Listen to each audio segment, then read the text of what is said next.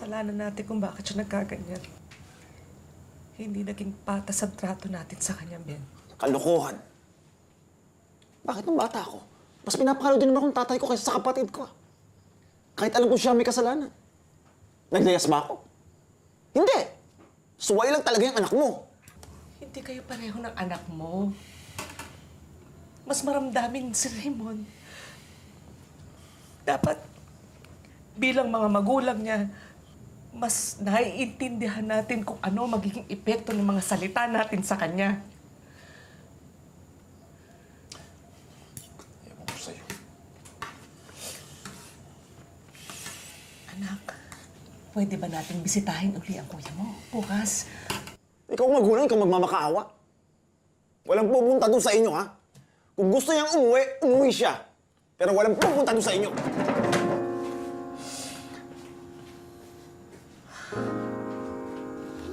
Hayaan niyo po Makikibalita kay Kuya Kokoy kung pwede na natin siyang dalawin.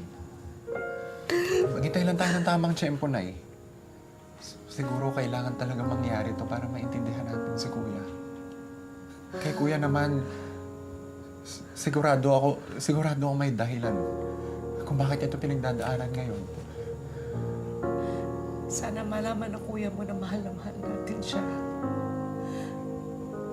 At sana mabalik na siya sa atin.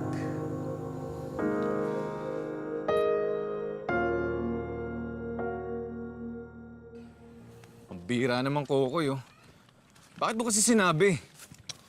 Tol, ano naman magagawa ko? Pamilya mo yun eh. Siyempre, may karapatan naman sila makausap ka. Di ka ba natutuwa nun na hinahanap ka nila? Bakit di naman nila ako hinahanap nun dahil namimiss nila ako, eh. Nakukonsensya siguro. Kaya gusto nila gumaan yung pakiramdam nila kaya nila ako pinapauwi sa bahay. Tol, hindi naman ganun yun. Yun nararamdaman ko, eh. Pwede ba, Koy, huwag ka na makialam sa problema ko? Huwag makialam. Dito ka nga sa amin nakatira eh. Tol, kahit ayoko ng ginagawa mo sa pamilya mo, tinanggap ka pa rin namin dahil kaibigan kita. Kaibigan, nilaglag mo nga ako kay Randy nun. Ano, pati ako ngayon, naawain mo. Hoy! Shh! Hoy! Tumigil Bira nga kayong ako. dalawa! Tumigil ka na! Ituloy mo yung ginagawa ko doon. Dali!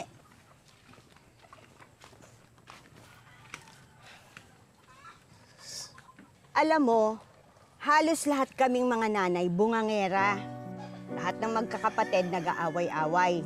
Pero pag nalagpasan ang mga away na yon, yun ang nagpapatindi ng samahan. Pag tumanda ka na, yung mga away na yan ang maaalala mo, lalo na kapag may pamilya ka na.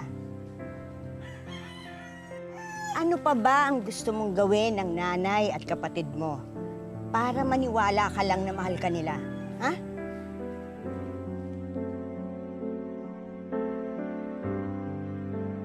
Hindi pa rin nagbago ang pasya noon ni Raymond. Ilang beses nagtangkang bumalik sina Remy at Randy, pero sa kasawiang palad, ayaw nang magpakita ni Raymond sa kanila.